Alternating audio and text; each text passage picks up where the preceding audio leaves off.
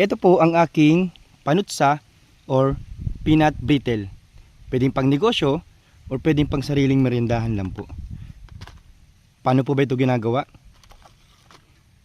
Tara, pakita ko sa inyo.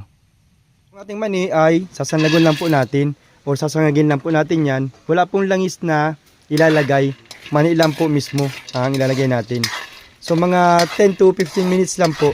Depende po sa lakas ng apoy. Kung malakas po ang apoy, siguro mga 10 minutes po, pwede na po.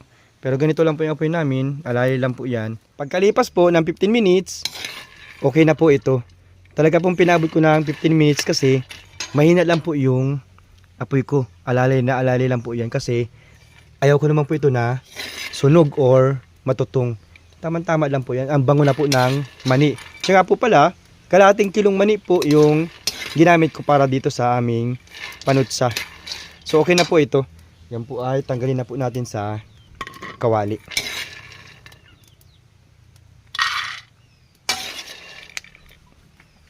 Sunod po natin lulutuin, ito pong ating asukal.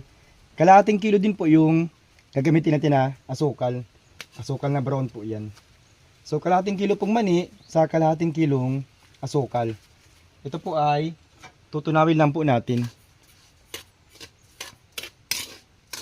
Maglalagay po ako ng kunting-kunting tubig lang po.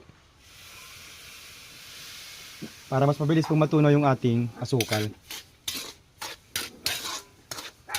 Wait lang po natin ito hanggang sa maging malapot po yung ating asukal o yung aruba na tinatawag. Kunti pang pakulo po ang kailangan natin ito. Kapag medyo malapot na po yung ating asukal, yung pong ating na sangag na mani ay ilalagay na po natin. And then yan po ay haluin lang po natin para makot yung mga mani. Lahat po ng mani ay makot ng asukal. And then kunting minuto lang po, yan po ay tatanggalin na po natin sa apoy. Ganitong klase po ay okay na po yan. Ready na po yan para hulmahin. Estimate lang po natin kung gaano karami po ang gada portion na gagawin natin. Para-paraan na lang po. Gumamit lang po ako ng dahon ng saging para sa aking paghuhulmahan.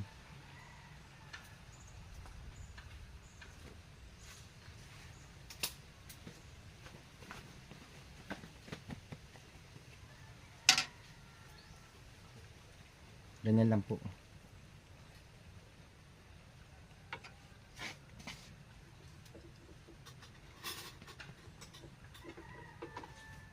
So ito na po ang aming panutsa or peanut brittle. Ganoon lang po yung kasimpleng gawin.